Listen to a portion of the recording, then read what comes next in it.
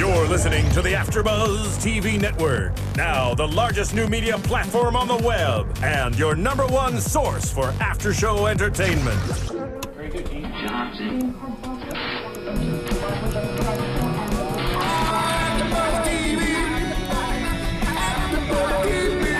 From the AfterBuzz Studios in Los Angeles, California, presented by Maria Menounos and streaming live thanks to Akamai Technologies, this is AfterBuzz TV's UFC After Show. We'll break down tonight's episode and get you all the latest news and gossip. And now, another post-game wrap-up show for your favorite TV show. It's AfterBuzz TV's UFC After Show. Hello and welcome to UFC AfterBuzz TV. We are talking about a special fight night that happened in Bangor, Maine last night, August 16th. Ovince Saint Preux and Ryan Bader. We also have a special guest. He's not sitting on the couch, though. He's going to be sitting in with us, talking about the coverage. I'm Daria Berenato. This is Christos Giagos and Mr. J Tan, as always. For those of you that don't know Christos Giagos, he is an up-and-comer professional MMA fighter in the SoCal area. He's a teammate of mine as well. He trains over at Systems Training Center down in Hawthorne, California. He is fighting for the RFA title, 155 lightweight title, this week, right? Coming up this week, August 22nd. Yes, ma'am. Friday, in South Dakota against Dakota Cochran, right? Dakota and Dakota. Dakota and Dakota. Going into Dakota and Dakota. Yeah, you're not going into enemy territory, but for namesake, you kind of are, aren't Well, you? yeah, he's from that area, Nebraska. Is he the local? Oh, is he? Yeah, well, That's he's right. and he's an RFA favorite. He's fought for RFA more than anybody else has. So Really? Okay. Well, you're certainly not the underdog as far as skills go, though. let's hope not. We're all going to see. So tune in. You can see that on AXS TV. Access TV. Access TV. All right, Your guys. home for MMA. Shout out to Boss Ruben. That was good. That was pretty good. I like it. Real quick, I just want to say congratulations to Alan Jaban. We had him on the show a couple weeks back, and he made his UFC debut last night. Wow, did he make his UFC debut last night? Mm-hmm. First round KO Yep. against a guy who's not new to the UFC whatsoever. Right. Seth Baczynski, yeah, real tough guy, veteran who's been around for a while. He was on Ultimate Fighter several years ago. I'm blanking on which season. 11, maybe? Possibly. He got injured, right? Did Seth get injured in this past match? No, in the Ultimate Fighter. Oh, in the Ultimate Fighter. I think he had an yeah. I injury. remember his fight with Brad Tavares. It was, and in that regard, Chuck Liddell was one of the coaches that year. I don't remember who was the opposite. Was it Chuck and Tito or? Might have been the Chuck and Tito. I think it was Chuck season. and Tito Ortiz. Yeah. I remember he fought Seth. I don't remember what happened, how far he went. I thought he went around to the maybe the semifinals or Maybe. so. But But anyway, he's a veteran, definitely compared to Alan he's Jaban. a tough guy. Heavy hands, very well skilled. They threw Alan to the Sharks there for sure. They did. I mean, being fourth on the main card as a UFC debut is, we were saying in the trailer how awesome that is, but it's also so nerve-wracking. Yeah, it's I mean, a blessing and a curse. You go in there, you're making your impression. You're jumping into the pool with a big splash, Right, to be absolutely. sure. And Alan's a guy. I've known him for several years. He's always been able, even under pressure, to maintain a calm Composure. countenance. Yeah, on the Right. outside. Who knows whether he was going crazy on the inside or not. But I think he's very good at maintaining that in general because he takes this thing Right. so seriously, and he's one that knows that the mental game is just as much a part of your arsenal.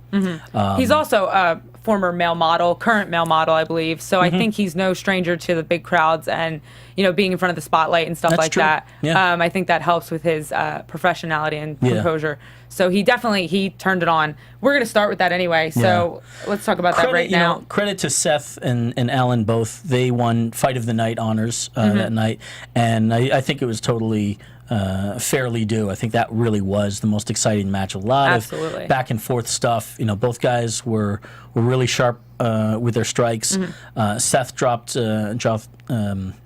Alan briefly. Yeah. And that was an exciting moment. And then Alan came back, pushed Seth up against the cage, and just flurried on him, and I think landed. I think he landed a left. Was that the one that dropped him? Left hook. Yeah, left and Christos, yeah. I mean, is one of the SoCal guys that trains maybe not with Alan Jouban, but in the same gyms as him. I'm sure you've seen each other in crossing. But yeah, I've talked to him. You've talked to him. Yeah. So what do you think of that fight? I thought it was awesome. I mean, I was, hoping he'd pull off the victory. I know Right. he's very talented. I've watched him in his in his RFA fight when he was at the StubHub Center. And I didn't know who he was. He fought another former model, a Sweden guy. I forgot his name. He's one of Marcus's Colwell's friends. Okay. But I think his name Chris, and they fought at RFA, and they got Fight of the Year, I think. And they went back and forth, and it was like, I was like, wow, these two models are fighting. You're not gonna expect it. Right. And it's not a cat fight. No one's pulling hair. And they're throwing elbows, dropping each other, and then Alan finished him in the third. Oh, that's awesome. And I was just like, this kid should be in. I thought it was at a UFC fight. I was like, this fight is amazing. So I knew he would be up there someday, and he showed it yesterday. And like you guys were saying earlier, in his post-fight interview, he said he didn't care who they threw at him, that they take it. So they threw him a tough opponent, but he showed that he can handle it. These guys. Yeah. I saw him, like we said, get dropped right away in the beginning, and I was like, oh no. And then he took like several more hits. Like he was kind of playing his hands down a little bit, but he was eating them. It wasn't like they were really affecting him too much besides that first one, and he was going right back at Basinski, and it was like he seems to be a brawler of sorts. Alan, you mean? I disagree. I'd say, his Thai boxing, he got into combat sports initially with Thai boxing. Right. Living a lot of amateur matches here locally. And, he can get in a dogfight. I think that's probably, one part of what you're saying. I'd agree with that. He can get in there and stand in the pocket and trade when need to. Right.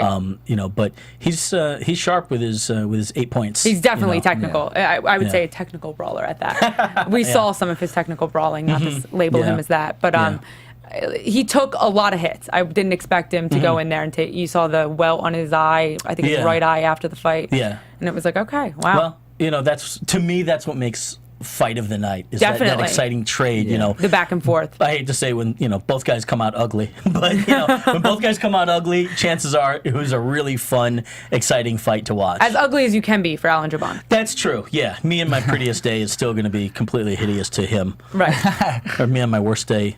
I like that haircut. It's kind of similar to your haircut. I think Alan had the same. Yeah, that's funny. I told. Did someone already say that to you? Yeah, I was watching the fights yesterday, and my girlfriend actually really likes my haircut. So I was like, look, he has the same haircut as me. And, that's funny. Yeah. And on top of that, we had Brian Ortega previously, and he won his UFC debut. I think it's the AfterBuzz luck. I was just going to say, a little bit of the AfterBuzz rub. Christos Giagos is on his way to the UFC.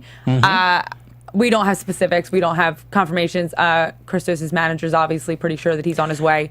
Well, it's an exciting debut for the RFA, and they could promise a lot of really good. You have a great match in RFA, then who knows? Clearly, they've established that RFA is a lifeline. Springboard. Yeah, a springboard to the UFC. Absolutely. And you've already got several. So guys. We're going to give you our AfterBuzz. Good luck right now. Yeah, thank you. This is it. We have Brian Ortega from Black Belt Surfing. We have Alan Jouban, and now we have Christos Giagos. You guys are going to make us proud. Knock on wood. You're going to come back. Knock on wood. Your head's more like wood than mine.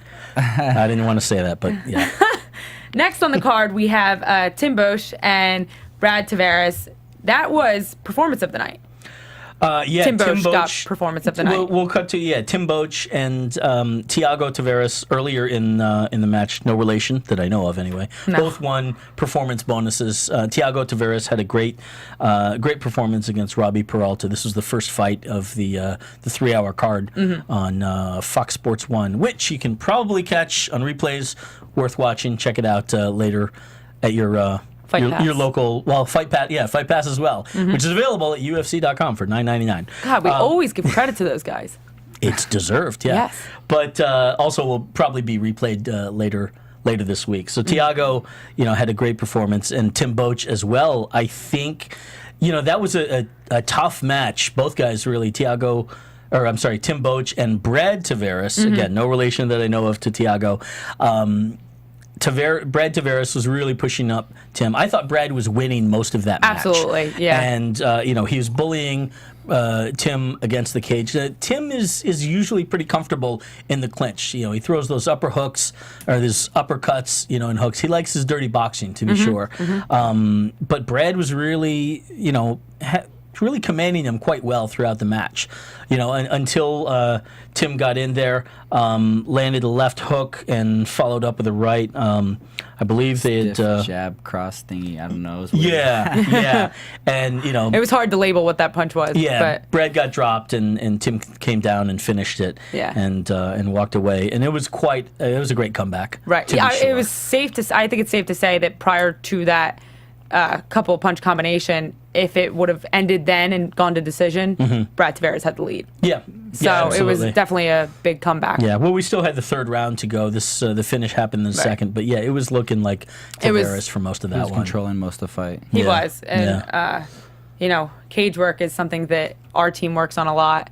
Working your back against the cage. It's a spot that nobody wants to get stuck in, but once you're there and you're against a good wrestler, It's a very vulnerable place because, and I think for a lot of people that don't train, don't realize how much of a difference it can make. When you're up against the cage, you cannot throw your arms back or you cannot step back to kick because don't have you got that leverage. fence there. Yeah, you don't have the right. leverage. Christos laughed. I want to ask No, why. yeah, it's funny because like nobody wants to be there in a fight, and you don't even want to train and practice. Whenever, Really? whenever Ian's like, "Oh, we're working off the wall today," everyone's like, I know. you know. The other day, one of our teammates, Dima, had really bad cauliflower ear. He had just gotten hit.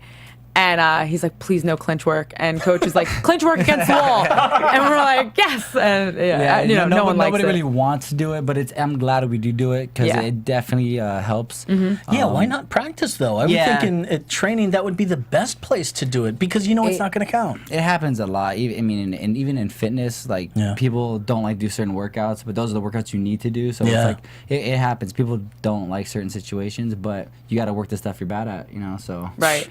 My fat ass, that means I should be getting to the gym at all. Hey, I saw, you know, spoiler alert, go look at Jay Tan's Instagram. I saw a little pro wrestling sneak peek of Jay Tan. Many years ago. Many years ago. Let me just say, from what I've known of Jay Tan, I didn't expect it. He was ferocious in his onesie. What do you call those? singlet. Singlet. I wore the required athletic uniform. Thank you very much. Oh, I loved it. You tagged me and Shayna Baszler in it saying, because we wouldn't believe that you had this pro wrestling Yeah. experience. Well, but Shayna definitely doesn't believe it. I'm sure she thinks I'm some knucklehead. I'm a believer. Well, no you pun intended. Believer. Yeah. Okay. Don't be a believer. Okay, No, A don't do believer. that. I gotta see Justin this Bieber? photo. No. Yeah. Don't do that. Not in this day and I'm age. not a believer. All right. Yeah. Next on the card, Gray Co-main event. Maynard, co-main event, and Ross, the real deal Pearson. Yep. That was a cool one. I liked that. I like Gray Maynard in general, but second round TKO for those of you that didn't watch it. Brutal body shots by Maynard against the cage. Yeah, this was one. I wish I could remember the kind of the backstory behind booking this one. We hadn't seen Gray in quite a while. I think he was kind of retinkering his. Oh my God! No. Thank you so much. Oh my God. That Steven is what I was referring to. Steven, the you're a production god. monkey in you the are back. a god. Okay, enough of that. That That's can be the gone singlet, now. and it's so perfectly between your boobs. It went right there. Hey, all right. Enough. Oh, I love This it. is an MMA show, not pro wrestling. Oh, my and, God. You know, quite frankly, no, I guess I can't take it back. I always wanted to run a storyline. That's not me. That's not me. That's somebody completely different. That's Kung Pao. Not me, but I guess I can't do that now. You can't. No. We I already gotta told own the up to story. it. Then you showed the picture. You Yeah. should have done that before. Someday I'll tell you the story about that match. That was a comeback from like 2 or 3 year hiatus for a girl.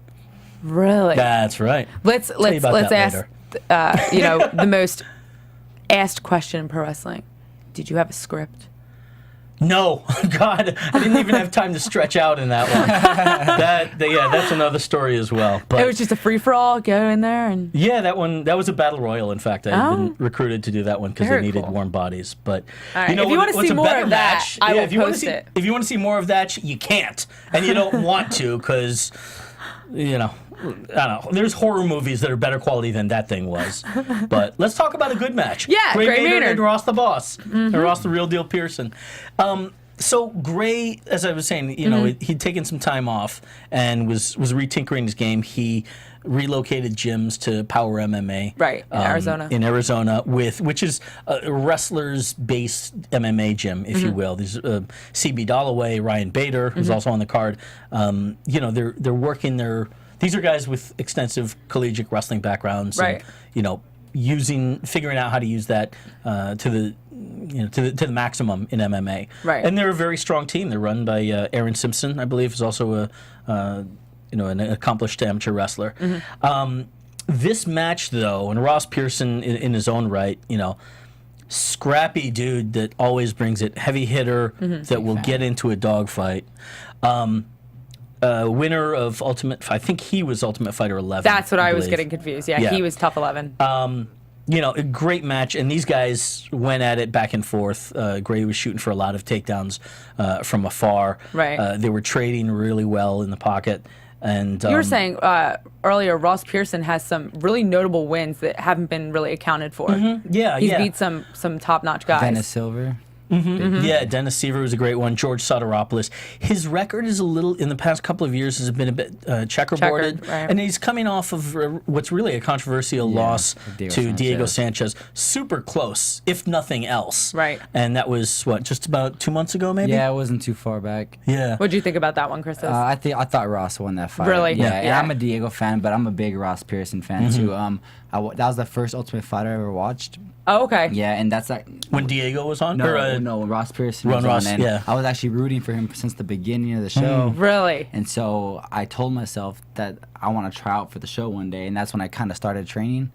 So he was one of the guys that you looked at and was like, wow, I want to be like that dude. Yeah, when I'm because older. he tried out for the show, made it to the UFC, so I wanted to try out, which I got to do, and made it not. I mean, I came right before the last cut. They flew me back out to Vegas and everything, and Oh, that's awesome. It was actually the show. The guy I'm fighting tried out for. He fought to get in the house, but didn't. Oh, make no it, kidding. yeah. Okay. But, What season was that you tried out for? Season 15, when they did it on Fox Live. Okay. And Chris Tickle was on the show, who I fought as well. Right, yeah. So, but yeah, so watching that was cool, and he was actually the first person I ever got starstruck from, because I did a jiu-jitsu tournament not too long after that. Oh, wow. And I saw Ross Pearson hanging out after he won the show, and I was like, That's the first time I saw somebody I watched on TV in person, so it was pretty cool. I went up to him and kind of gave him a hug, and because I didn't know what to do. Right. You, fighter. I was like, what are you fighting UFC again? guy. What's up? Yeah, so it was really cool. So I was really hoping. I'm a big fan of him. Was he a cool guy when you met him? Yeah, he's really cool. He told me when his next fight was coming up, and yeah, he was real cool. Yeah. And, That's awesome. Well, he's definitely flown under the radar in that I don't think that he's he doesn't have that star recognition quite yet, you know, Right. but he's always delivers great banger fights, and you know, he won. No pun intended. Yeah, Bangor well, made. yeah. I mean, essentially. A banger fight in Bangor, Maine. Oh, nicely done. See that? See what I did there? Good work there, Root Beer. So, you know, I think that this is a nice stepping stone for him. I don't believe he's ranked in the top 15. Gray Maynard's at number 12. Right. You know, this puts him into the mix for some top 10 guys potentially. And, yeah. you know, it was a great finish. I love seeing guys like that aren't in the top 15, maybe just below it, maybe, you know, number Yeah. 17, but don't have the notability being in Yeah. the top 15. Fight a guy that's 12 or 11 or 10 and get that opportunity to now step in there. Yeah. It's good to see because And it's people like, will start talking about him more, and you know, his star will rise. Right. When really he's been doing the same thing all along and just keeps on chugging. you know? Right. Yeah. everyone has a different path. We've talked about this in the past. It's like some guys get into the UFC and they're instant stars. Some guys, it takes a longer building process. Yeah. Some guys, they push more than others. So I think there's a lot of factors you as a matchmaker know that go into it. Yeah, timing is, and things in life in general, timing is a big factor. Sometimes it's right. You get the shot, and the shot is right for you. Sometimes it's too early. Sometimes you never get it, and essentially is too late when you do. Right. So, you know, this Ross has been around for a long time. This may be his time. We'll see. Let's see. just like what happened with Bobby Green. Yep. Wasn't even ranked, fought in the number 3. Yeah. And, I loved that last fight. And Yeah. he pulled it off, and now he's number 5. So fighting Josh Thompson, Bobby Green, is that the yeah, last That's fight? right. yeah. Yeah. That was a good fight. We had Alan Jabon on the week before, and he was like, don't underestimate Bobby Oh, Green. yeah. And we were like, okay, let's look out for that. And then we saw the fight, and we were like, wow, he was right. It's funny, you know, you kind of look back and you think in MMA, there's different generations of stars. Right. And by the same token, this show is shot in Encino. But my point being, this is in Southern California. Each region throughout the states has their own MMA scene, and the UFC or RFA or anybody pull from all these different regions and stuff. For a young fighter, and you can attest to this for sure, you make your name in the local scene, and from there you hope to get that shot onto the national stage, national spotlight. And we're seeing a lot of guys here from Southern California. SoCal and California in general has always been considered a hotbed for MMA. Absolutely. But we're seeing that now with you, with Alan, Bobby Green, Brian. Yeah, Brian Ortega, and those are just guys from the gym that you train at, I mean, I'm not even, we could come up with other names as well, from NorCal or other gyms in SoCal, but I feel like we're seeing, careful water. I feel like we're seeing this new generation of guys coming up from SoCal. Definitely. It is the time for SoCal guys right now, and that's really exciting. I trained in Southern Florida. I trained in New Jersey. Nobody has the influx of young fighters like Southern California. Yeah. I mean, I could name 10 guys at my gym right now that are all pro fighters that could be in the UFC in the next 5 years. Yeah. You know what I mean? It's like 3 years, yeah. There are so many. And there's Black House. There's big gyms with Anderson Silva, Lyoto Machida. AKA, yeah. Jackson's will always have guys Kings. coming up. Yeah, Kings as well. But you look at, by the same token, on the East Coast, Chris Weidman, has established his name. New York, you got right. Eddie Truck Gordon, and there's a couple other guys, names are escaping me, but that have established, are establishing themselves in the UFC and coming up, and you go, boom!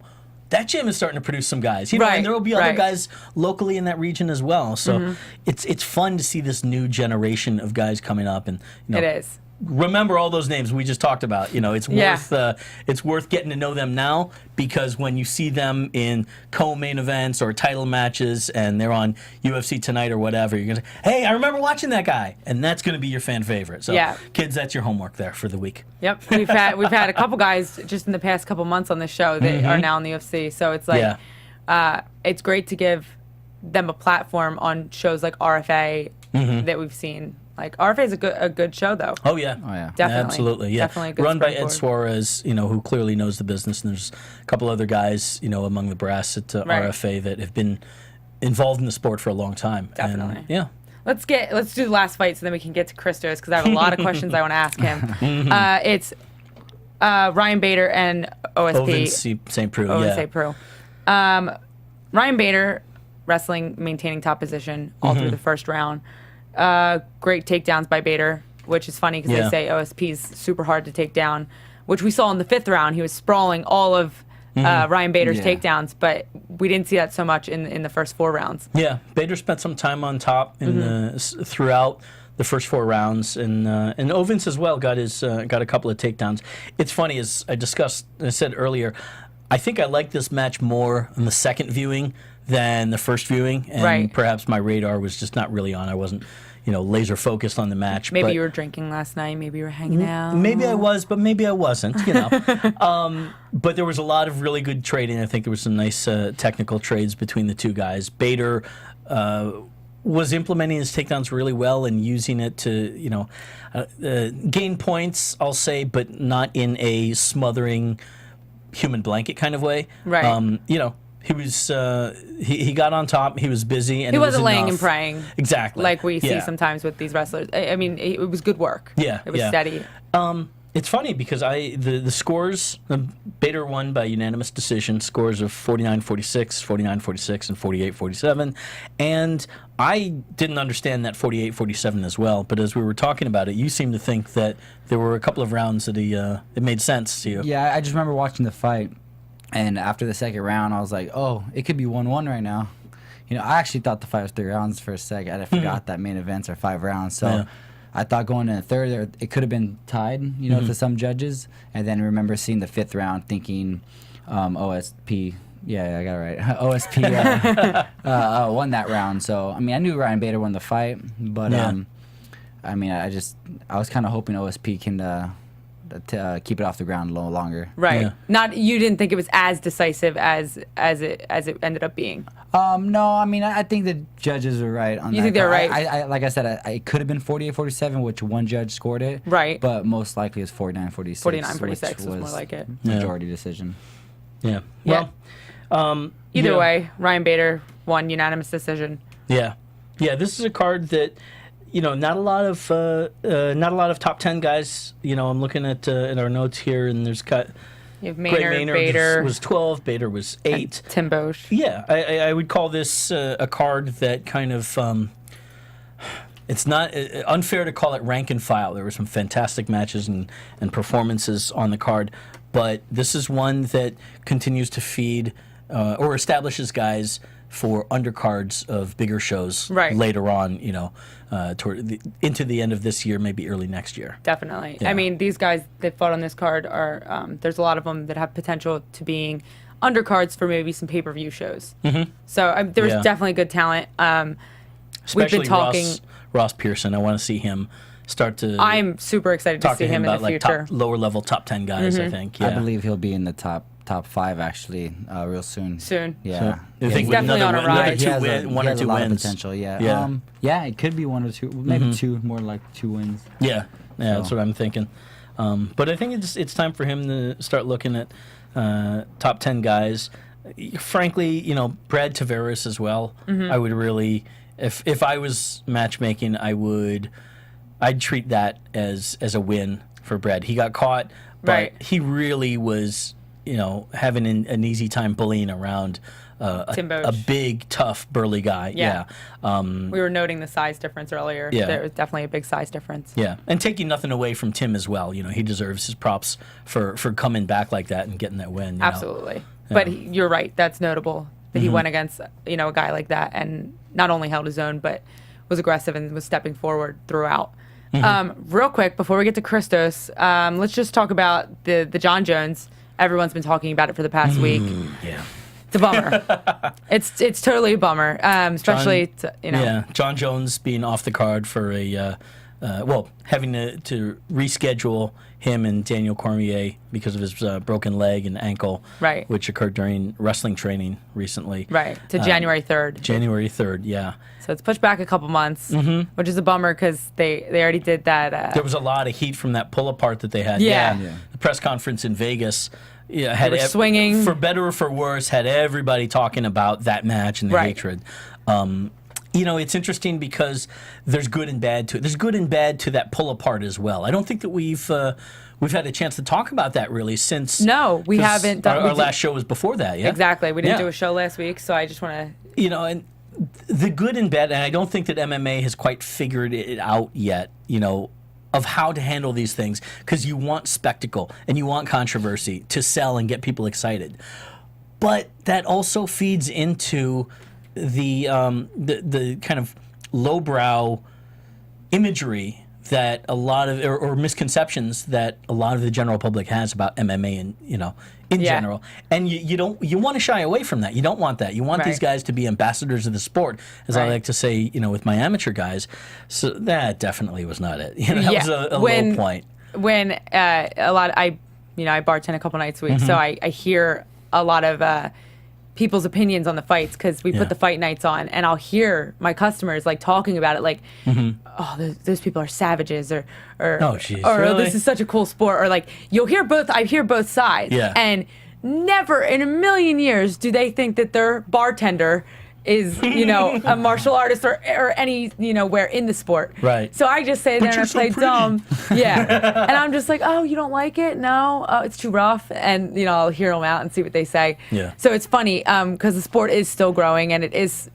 We are still getting people used to it, and people do see it as barbaric. They still say that. So I think when things like that happen, it is bad for that sense. But for the fans that already are accepting of the sport, they're like, hell yeah, this is awesome. And it puts more pay-per-view buys on. Absolutely, there's no denying that. Right. The ironic thing is that after all of that controversy goes down, a week, 2 weeks later, John Jones suffers this injury. Out on an injury. Yeah, which we push it back, and the big question really is going to be, can they reinvigorate or keep that heat from now till January? That's a long time. I mean, you got to figure the heat's got to die down for now because it's like getting your hopes up for something. So November, they have to December. spark it up come November, December. Exactly. Yeah. So it's going to be, they're going to have to spend that money or do, the same press that they did the first time around and hopefully get the same spark. But And so for now, now- I think they're looking at other fights. Yeah, as far and as now fans. Demetrius Johnson versus Chris Carriaso for the flyweight title moves from 178, correct me if I'm wrong on these numbers, 178 to 177, which was the main event, or which was the John Jones card, 177, right? Yeah, I think it worries. was 177. Right, yeah. But I'm not sure. And that's in Vegas. So now you've got, Conor McGregor and Dustin Poirier fighting in Vegas That's on the still a great undercard. fight, yep. Oh, yeah. Supporting excited for that. DJ versus Chris Carriaso. And, from there, it's going to be kind of a long span before you get some real marquee matches. Right. They'll come towards the end of the year, at which point we'll get a huge influx of exciting names, like Ronda, Chris Weidman, Anderson, John and Daniel. Ronda Cormier. and Chris Weidman have this thing going on where every time they fight on the same card, they both win. So, well, not that Ronda ever loses, but either Not does yet. Chris. neither does Chris. That's Yeah. a good point. So I think that would be a cool end of the year card to put the both of them on.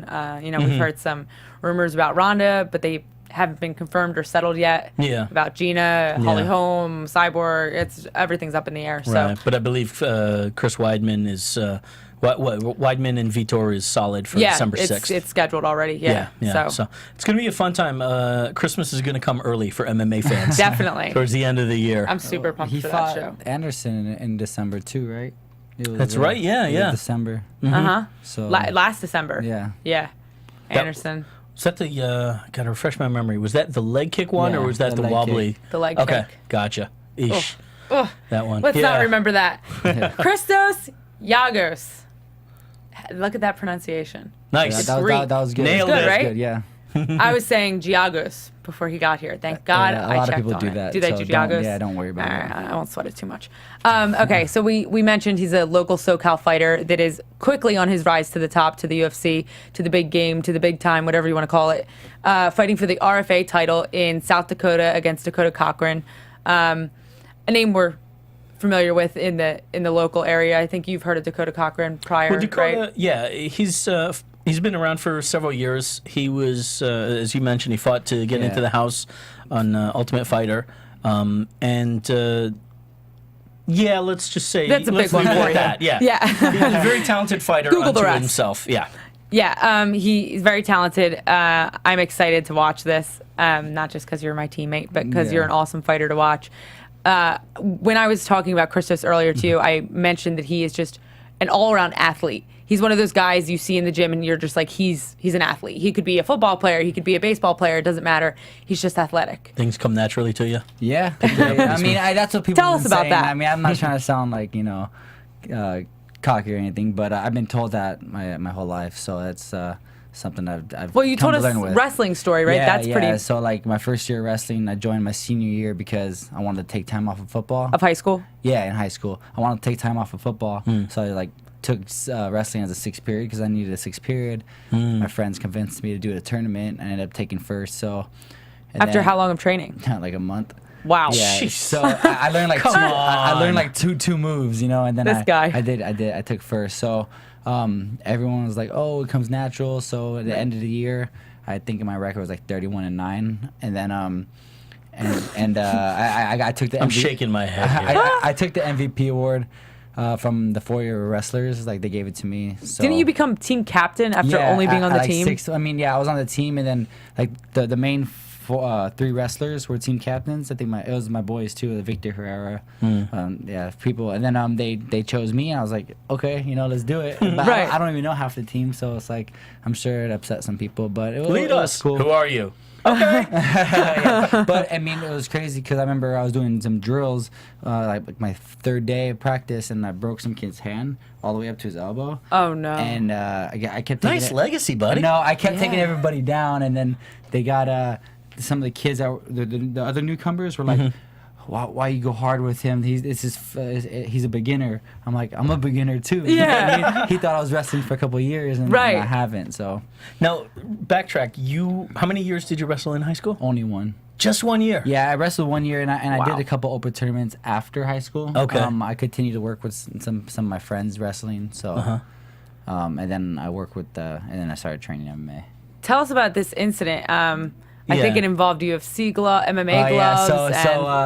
I wrestled in high school. You know, had my best friends were all on the wrestling team throughout high school. So one day we were watching. I mean, I already knew what the UFC was from watching the Chuck Liddell and Vanderlei fight, and then later we watched BJ Penn and Sean Shirk. You know, and then we just wanted to try that one day. Like, let's just because they had some wrestling in there, and Right. you know, we're tougher wrestlers, so we're like, let's throw some punches. So we bought some gloves, the UFC gloves, like they said UFC, I think Big Five or something. I'm not Yeah, sure. yeah.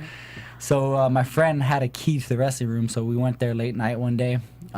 Late night one day. Yeah. Into the wrestling Yeah, room. and we just, you know, we got some friends who were down, and we had some fights, and two guys So fought. you broke into the wrestling room at school one night, Yeah. and you had yourselves an MMA fight. Yeah, and then whoever wasn't fighting was coaching. I mean, was... Oh, that's so funny. Yeah, so then my friend Robert Marquez, who was actually one of my best friends, we actually became closer after. After you beat him up. No, I mean he's one tough dude, but nobody wanted to fight him, and I was down to fight him, and he had me outweighed by almost 100 pounds, and Jeez. and he was a really talented wrestler too, so I just knew I couldn't get taken down. I ended up, you know, dropping him with the left, and You're dropping him, no less. Like, these are kids screwing around after Yeah. school, Right. literally, with gloves. I'm thinking in my head, like, the inner parent in me is going, you know, I know boys will be boys, but this is ridiculous here, you know? Yeah. Hey, let's beat the hell out of each other, okay?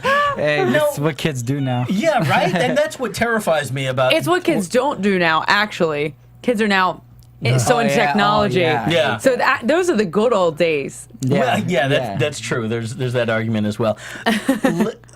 Fill this in for me. I'm trying to visualize this. How many guys were there, and what were the guidelines? I'm not going to say rules, because I know you guys didn't have rules. It was basically Just like, you wanna, okay. yeah, just, you know, no eye gouging, no groin shots. Okay. You know, the no headbutts. So it's what you got, the rules that you knew of MMA. Yeah, exactly. What you'd So- seen. Okay. So we just, you know, basically, I knew he was gonna try to take me down because he's a bigger guy, and if he Right. got on top of me, it would have been bad. So Right. we had the whole wrestling room. He was chasing me down. I'm throwing punches. and Y'all are going hard, yeah? yeah, 100%. Dude, come on And now. I don't even think we had mouthpieces, to be honest. So My God. So he grabbed a single leg, and I'm just punching him in the face, kind of sprawled, and he's covering up, not taking me down. We were there for about a minute or two, so they stood us back up, and that's when I missed my right, threw my left, and I just seen him fall back, and he looked kind of awake, but after he told me that he blacked out. Yeah. That's He blacked crazy. out, and then the car ride back to the house, that was kind of awkward. But, Your high school principal's listening to this right now going, oh my God. I'll God. probably got a lawsuit. I'll probably tag him in this. He talks about it all the time. I Does mean, he? For years, we were friends after, you know, and then I started training, actually, and he was like, I want my rematch. We'll get my rematch. You know, I don't care Oh, if you're that's in funny. the UFC. I'm going to get my rematch, and he'll That's still funny. stay to this day. But, no, he's a really cool guy. That's awesome. Did you guys actually have rounds? Did you time it, or you guys just went until somebody gave up? I think they were timing it because the first match, they timed 3-minute rounds, I think. Okay. 3 2-minute All right. rounds or something Okay. like that. I forget. I dread that you guys would go, let's do 5. That's what they do in the pros. Yeah. Can you imagine? I mean, none of you guys were wrestlers. You guys were tough kids. But was anybody training in boxing or No. kickboxing? No. So you're throwing your hands. Slugfest. Yeah, Slugfest. slobber knocker. Like, But you me don't and know my what you- friends used to do that all the time. Since I was 11, we'd buy boxing gloves in the front yard, just have matches all the time. the you know what I crap mean? out of each other. So Wow. I just I don't got know, reminded. J-Chan. Yeah, I just got reminded how much of a pussy I am. Jeez. yeah. So you began with wrestling. You were a football player. You became a wrestler your senior year of high school. So did you always know since that day in the wrestling room that you wanted to be a fighter? Well, after that feeling, sorry for my friend, but it felt good, you know. And Right. I was like, wow, you know. I mean, I just beat some guy up who's 100 pounds heavier than me. Yeah. You know. Right. I probably can do good in my own weight. So I joined a gym. My friend's dad owned a gym, Elite Training Center. So I joined my first day of MMA class. I got triangled I just started wrestling the guy, and he put me in a triangle, and I tripped out because I didn't. You probably didn't even know what jiu-jitsu was. No, I didn't really. And even UFC, I didn't even really see it. I just saw a lot of stand-up and wrestling. Right. So I got put in a triangle, and I tripped out. I was like, did this guy really just choke me out with his legs right now? And I sat there for a second. I went at it again, and he actually did it again. And I didn't even want to go no more, but I was like, I want to learn that. I got to learn this. You know what I mean? So I just went every day. I was committed. 3 months later, did a jiu-jitsu tournament, took first, and kept at it. You know, within a year later from training, I had my first professional fight. Wow. Wow. I did a couple smokers in between, like 6 months later from training. I did a smoker.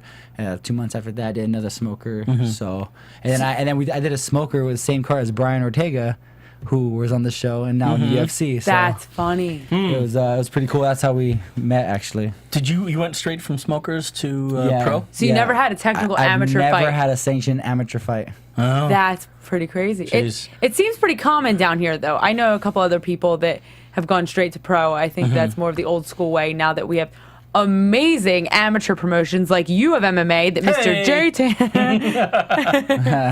Mr. J Tan Flyer runs. right here. I'll flag this to you guys a little bit later as well, later in the show. For those of you that are real MMA fans and don't just like the UFC but they like MMA in general, the U of MMA is one of the most organized amateur shows I've ever been to, seen. I know people that have competed on his cards, and all they say is the professionalism. It's one of my favorite shows. Right. And Thank you, as guys. a pro athlete, as shows I've been on, they're way more organized than a lot of pro shows. Definitely. It's a great show. The seating's cool. I like the fact that you can stand around the cage too. It's at Club Nokia downtown LA. And they serve alcohol, so that's always It's good. always a good thing. And you can experience this all on August 24th, Sunday, coming up right now. Club Nokia, uofmma.com for tickets. I'll be there. I'll be there. Well, let's talk about your pro career, because it's been really interesting in that, again, you've made your name locally. You fought for Respect in the Cage. Was that your first? First 5 fights. First 5 fights, Yeah. Respect in the Cage. Yeah, and then some other ones as well. Tachi and Yeah, so basically, my first 5 fights were Respect. 2 fights in, I got a title shot. So my third fight, got my first knockout. nice. KO, fighting for that title. Wow. Who It was a lightweight title, right? Also fought with Brian Ortega on that card, who won the belt as well. But next fight in, I defended it. They threw me the wolves. I think Joe Camacho was their guy, and I was supposed to lose that fight. Big name in the SoCal Right. MMA and Jiu-Jitsu community. May he rest in peace. Yeah, that was really sad, by the way. Yeah. But I fought him and won every round, and so then I got a little bit of confidence coming up, and then lost my next fight after that. And then I fought 2 fights after that, then fought for the title for Tachi. That was recent. That was No, the first fight for Tachi, Oh, okay. which I lost that one too. And then I am now on a 3-fight win streak and just took the Tachi Palace title. so So exciting. half my fights, I'm fighting for my 12th fight coming up, and then Right. it's my 6th title fight. My only 2 losses have been title fights, by the way, too. That is so. awesome. So what was your official record? Is 12-2? What is 9-2. it? 9-2. Very exciting. That I mean, was- that's a good record. Yeah. That was Alan's record before he just got signed. So now We he's- have now good luck He's and- 10-2. Good pedigree. Yep. Good pedigree. All in this room. I feel the vibes. It feels good. Yeah. But this is my this is my biggest fight coming up. I'm fighting Dakota Cochran, who has wins over Joe Stevenson, who's had a long run in the UFC. Definitely, yeah. Jamie Varner, who's still currently in the Tough UFC. guy. Yeah, and Efren, I can't pronounce his last name. Escudero. Yeah, who has won the Ultimate Fighter. So Dakota's no joke. He's real explosive. He comes forward, has a good gas tank. The only weakness I've seen of his is he doesn't do well with guys come forward at him, which is the type of fighter I am. Yeah, you definitely put the pressure Yeah, on. Crowd him. I come forward, so I mean that's a benefit I have that can possibly be a big deal in this fight. So You seem like the type of guy that studies the fighter. Do I you do. like to study your fighter? I do. I like to know everything about him. So I've watched a lot of his fights, and yeah, I mean to be honest, he fights like I do. And he's real explosive, comes forward, and just he's ready for war, and I'm ready for war. So this is gonna be an exciting fight. I'm almost positive it's gonna be exciting fight. It's a main event. Yeah. The RFA lightweight title. Yeah, RFA lightweight title. So, I'm stoked. It's big deal. I'm curious. It's, as we talk about these young guys coming up, there's that pressure. Your next match is the toughest one, or means the most to you because that advances your performance there can advance or pull back your career, depending on how you do. You've already seen 6 title matches, owner of 2 different belts. You're jumping to another to a larger stage now, larger for you. How do you manage that? Are you getting used to title matches, and that has the experience of the title matches helped deal with pressure in that bigger stage? Definitely. Yeah. Oh yeah. So I've gone the distance. I've felt the pressure of it being for a belt. So to me, this is just another match with more rounds. So a title is a title. I don't think any title is worthy unless you're in the UFC. So. You didn't want to say that. I'm sorry. I don't know about that. That RFA belt is pretty. Yeah, it is. I wouldn't mind that myself. It's a cool belt, and it's a cool experience, and it's good for exposure. And I know the UFC, every champ so far has pretty much got signed by them. So this is a big deal. But, to me, it's just another fight. When they close the cage, George, it's me in the cage, it's him in the cage. There's nothing else going on. And we're both in it. And to me, there's no crowd. There's no nothing. It's just me and him. It's just... Right. A hard sparring match, and because the crowd can follow you up and down. It's like if you listen to the crowd too much, the day they're booing you, that could affect you. The day they're cheering you on, that could affect you. It's like it's better. It changes minute to minute in the match, even. Yeah, that's also true. And this is my first fight that's televised, so I'm pretty stoked about that. Does that make a difference to you? It's actually yes and no. Yes, because it's my first fight that's live on TV, but it's cool because I know that. Fighting in South Dakota, not a lot of people are going to be able to see me, but they get to watch me. You know what I mean? Right, so, of course. So now I know a lot of my friends and family are still going to get to watch me fight live, and it gets that confidence back up to I got to perform for my fans. Right, right. When you get that feeling that nobody's watching, you're like, it's like I don't know how to explain it, but do you have a lot of support from your family? I do, and that's why a lot of the shows actually like to have me in the SoCal because I sell a lot of tickets, and that's the reason why I think I do well. My fans are everything to me. They come and support me a lot, and I can. That's great. Since my first fight, if you guys look on YouTube, my first fight with Dominic Gutierrez, you hear the crowd, Christos. I saw 92 tickets. My first. Is it a Greek following? Yeah, Greeks, Americans, but there's a lot of my Greeks that used to come. My friend used to run by with the Greek flag up on the stadium. That's so funny. And so a lot of shows we're like, oh man, we want. Because I have a lot of friends that are Greek, and they are a passionate culture. Yes. Italians too, but the Greeks love their love, and they love to love, and they love fighting as well. Yeah, they do. And I used to have Greeks coming to my fights, every single fight, and then until I started fighting for Tachi and stuff, they can't make kind of far. So it gets further and further. Yeah, and then so this fight, guys, it's gonna be a big one. So I would have loved to face him in the UFC because that's how exciting I think it's gonna be. So what you talked a little bit earlier about seeing the Chuck Liddell fight and BJ and Sean Shirk. Talk about some of your favorites. Who are the guys that you enjoy watching? Matches or fighters? I enjoy watching Ross Pearson. Ross, Yeah, he was one of my first favorite fighters. I love the way Frankie Edgar fights. He's one of my favorite fighters. And Diego Sanchez, I wouldn't say he's the most technical guy, but I just love the way he comes in there and Puts it all in there. because my nickname's a Spartan, since I'm Greek and stuff. So he comes in there like a warrior. Yeah. He don't care. He's there to fight, and I know Dana White loves him, so he's definitely one of my fighters as well to watch. Yeah. I'm sure he's almost done with his career, but do you model guys? Do you look at guys and try to model your own style off of other guys' fight styles? Yes, I do. Those in particular? Frankie Edgar and Ross Pearson, my favorite fighters. So I like guys that I know are kind of similar to my style. I wouldn't say I'm as good as them, you know what I mean? But I try to be more like them. Like Ross likes to stay in the pocket and move. Yeah, that's what I kind of like to do too. Frankie Edgar likes to transition strikes to takedowns. I like to try that too. So yeah, so I would say those are two of my favorite fighters right now. So I love to watch them. Those are great ones. Frankie Edgar is always fun to watch. Yeah. I got to see him fight live, actually. Did you? I was at the BJ and Frankie Ultimate Finale fight, so that was really cool to see. That's a cool thing. The Ultimate Fighter finales are always pretty interesting. Yeah, and I mean, it sucks what happened to BJ, because actually we like BJ too, so, you know. Out of all the factors in your life and in your career and your goals, what has helped you get to where you're at the most? What keeps you focused? Because people don't realize, I mean, you've had a shorter career from start to finish than most. A lot of people, you know, are pro for 10 years before they get into the UFC. That might be exaggeration, but a long time. What has kept you motivated consistently throughout? The support from my friends and family. Yeah. Like in the beginning, I didn't have as much confidence as I do now. And my friends and family always have high expectations. I have my roommate who, when I said I was gonna start training, make this poster that I still have, as he posted my face onto somebody's face in the UFC, and like throwing shots. Nice. So it's like, this is for you because this is you in the UFC in the future. That's so great. So that's before I even started fighting, and it's in my room. Who's right your now. roommate? My friend Daniel. He's just a friend I grew Is he up. a fighter? No, just a friend. Future firefighter. So. Oh, cool. Yeah. That's definitely a fighter. Yeah. So I mean, we grew up together.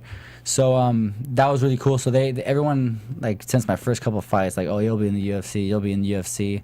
And I was like, I mean, I don't know. I haven't really fought nobody yet. And then I fight Joe Camacho and do well. So I got a little bit of confidence up. And then You got some names under your and belt, then I beat Chris Tickle, who who's also on the Ultimate Fighter. Yeah, and he actually took Darren Cruikshank to a decision, who is making a good run in the UFC right now. And so I put him away. So I mean, that definitely builds my confidence up. You know, Savak Magakian, I put him away too in the first round, and he was an Ultimate Fighter as well.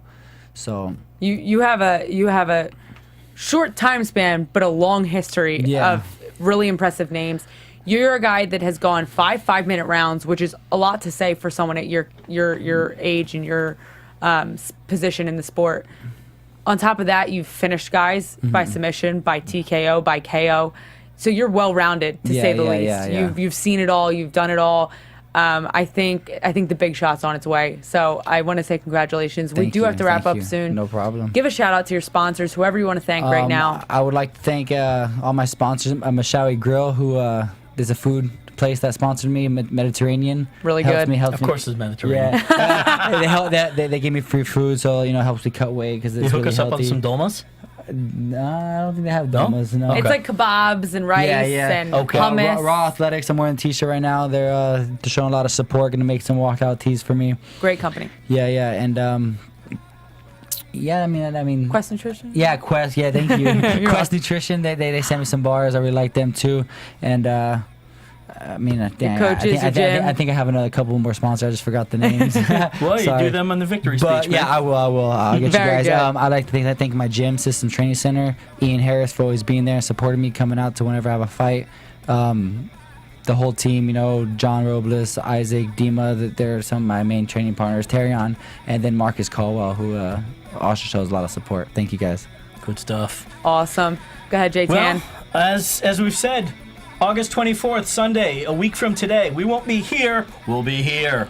Tickets are available at ufmma.com. Fight Night 8, we've got 3 title matches. Scorpio Sky, the pro wrestler, is making his U of MMA debut. And about 10 or 11 other matches. It's going to be a fun one. So come on down, guys. You guys don't want to miss that. No. Thank you. Guys, the 3 of us will all be at U of MMA August 22nd. So be sure to check it out. Club 24th. Nokia. 24th? 24th. Oh, his is the 22nd. That's Yours right. is the 24th. Be at both of them. Watch both of them. Club Nokia downtown. Guys, make sure to check out Christos Giagos on AXS TV, South Dakota, August 22nd. It's going to be killer. We will be back probably the Tuesday following next week's fight. So we will still be covering it. Don't miss us. Tune in live. Thank you very much. My name's Daria Berenato. We'll see you later. From executive producers Maria Menounos, Kevin Undergaro, Phil Svitek, and the entire AfterBuzz TV staff, we would like to thank you for listening to the AfterBuzz TV network. To watch or listen to other after shows and post comments or questions, be sure to visit AfterBuzzTV.com. I'm Sir Richard Wentworth, and this has been a presentation of AfterBuzz TV. Buzz you later. The views expressed herein are those of the hosts only and do not necessarily reflect the views of AfterBuzz TV or its owners or principals. Thank you for watching AfterBuzz TV on YouTube. For more of your favorite after shows and interviews, subscribe to our channel here, and be sure to share your opinion on the episode in the comment section below here. We'd love to see what you guys are buzzing about. Thanks again. Buzz you later.